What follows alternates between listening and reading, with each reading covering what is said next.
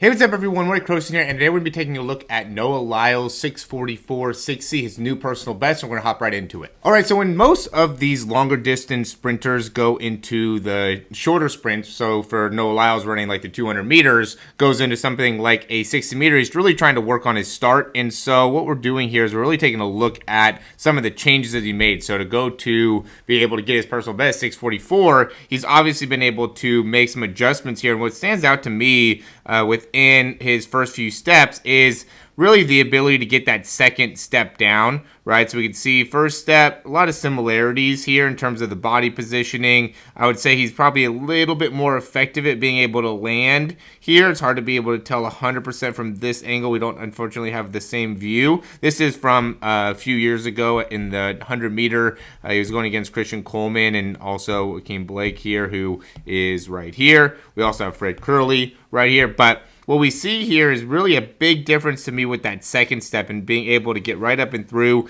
get the toe through really nicely, and lands in a position where he's more right underneath him, where on this one, you can see how he's landing a little bit more off to the side. This really helps him being able to build a lot more of that straight ahead action within his first few steps. And so and really I think the big thing that stands out is like those first two steps, is being able to gain a lot more ground. You might be landing a little bit more out in front than what I would typically coach, but that ends up being effective for him because he has such long legs. So it always ends up being one of those things where it's like, if you can get to the distances or if you can achieve some of the ranges that we're looking to get to, then even though the mechanics might not be perfect or super textbook, we don't want to necessarily go and get too much into changing the mechanics, because there could be things that need to be happening within that particular person that we don't want to adjust. And that would be what we would consider for Noah Lyles here, is we don't necessarily want to change a lot within those first two steps, or even this third step. You can see how he's slightly turning out to the side because he's able to very effectively get to his top speed, and we're getting a lot cleaner overall results. We can see here with Noah Lyles when he ran this, he's a lot further back behind. We can see again Akeem Blake, we can see Christian Coleman, and then Noah Lyles is way further back behind. Now, he obviously didn't end up being in first place, right? We have Fred Curley out in front, we have Akeem Blake out in front, but he's able to stay much closer to them. And then, what he's great at is getting into that top speed. And he does a really, really good job in this acceleration and staying patient through there. So even though he's not in first place, he's not getting out of sync. And I would say Akeem Blake is really on the opposite side of the spectrum. Notice him here as he's accelerating. I think he's doing a better job of getting into that acceleration in this one in comparison to here with the 60s, in a really good spot. But then he gets way too straight up, way too early, and gives Noah Lyles the opportunity to be able to catch him, right? Look at how straight up he gets here.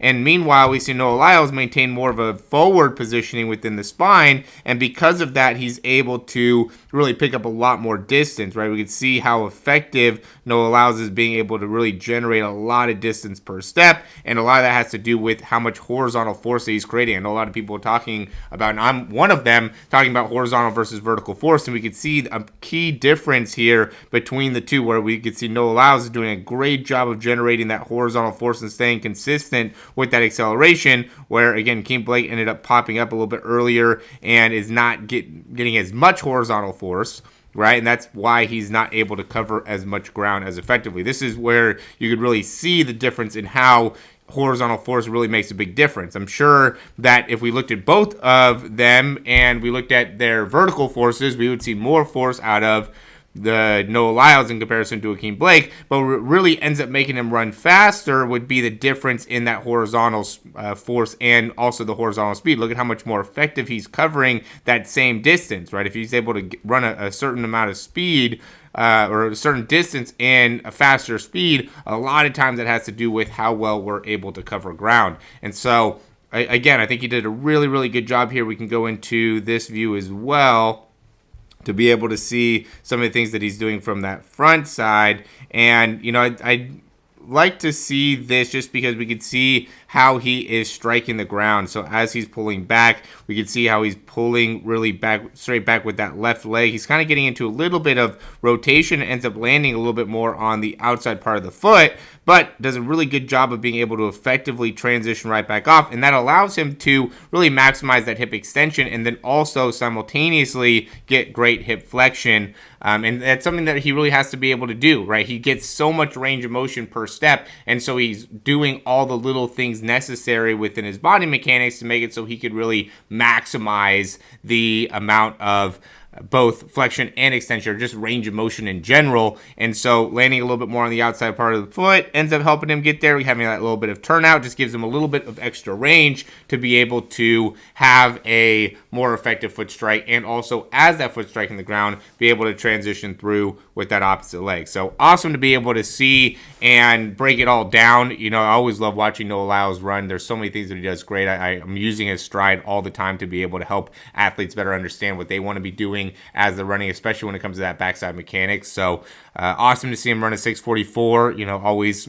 a big fan, always root for him to be able to do really well. So congrats to Noah Lyles being able to get another personal best. I mean, there's a lot of things that he's obviously doing that are really having a huge impact on track and field, and he's really the best American we've had in a while. And so again, awesome to be able to see him continue to have success. Thanks for watching. As always, guys, if you like the information, click that thumbs up down below, subscribe to the channel. If you have any questions, comments, or recommendations, you can leave those down below, and we'll talk to you soon.